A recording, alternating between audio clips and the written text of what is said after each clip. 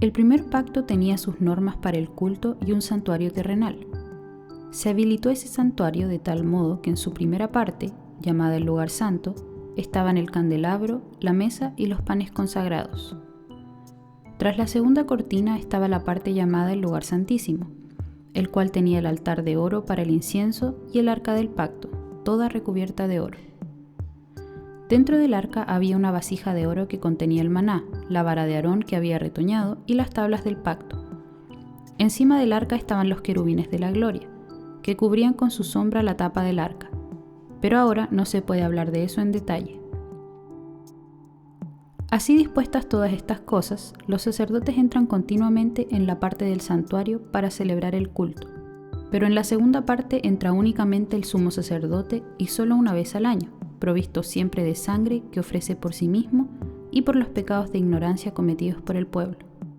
Con esto el Espíritu Santo da a entender que, mientras siga en pie el primer santuario, aún no se habrá revelado el camino que conduce al lugar santísimo.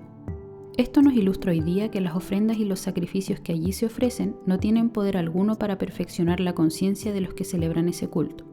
No se trata más que de regulaciones externas relacionadas con alimentos, bebidas y diversas ceremonias de purificación que son válidas solo hasta el tiempo señalado para reformarlo todo. Pero Cristo, al presentarse como sumo sacerdote de los bienes definitivos en el santuario más excelente y perfecto, no hecho por manos humanas, es decir, que no es de esta creación, entró una sola vez y para siempre en el lugar santísimo.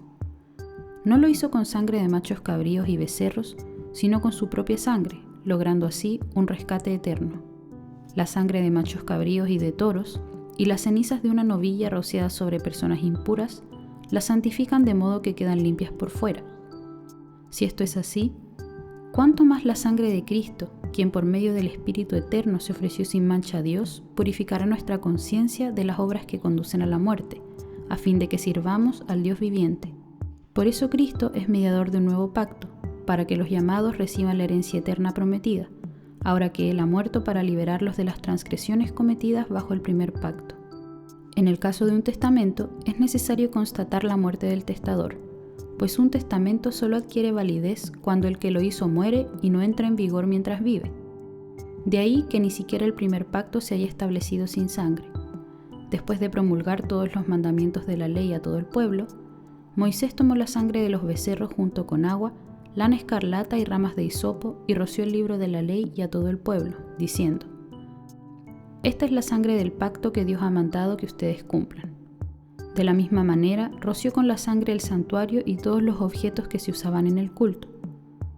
De hecho, la ley exige que casi todo sea purificado con sangre, pues sin derramamiento de sangre no hay perdón. Así que era necesario que los modelos de las realidades celestiales fueran purificados con esos sacrificios, pero que las realidades mismas lo fueran con sacrificios superiores a aquellos. Por eso Cristo no entró en un santuario hecho por manos humanas, simple copia del verdadero santuario, sino en el cielo mismo para presentarse ahora ante Dios en favor nuestro. Tampoco entró en el cielo para ofrecerse vez tras vez como entra el sumo sacerdote en el lugar santísimo cada año con sangre ajena. Si así fuera, Cristo habría tenido que sufrir muchas veces desde la creación del mundo. Al contrario, ahora, al final de los tiempos, se ha presentado una sola vez y para siempre a fin de acabar con el pecado mediante el sacrificio de sí mismo. Así como está establecido que los seres humanos mueran una sola vez y después venga el juicio, también Cristo fue ofrecido en sacrificio una sola vez para quitar los pecados de muchos. Aparecerá por segunda vez, ya no para cargar con pecado alguno, sino para traer salvación a quienes lo esperan.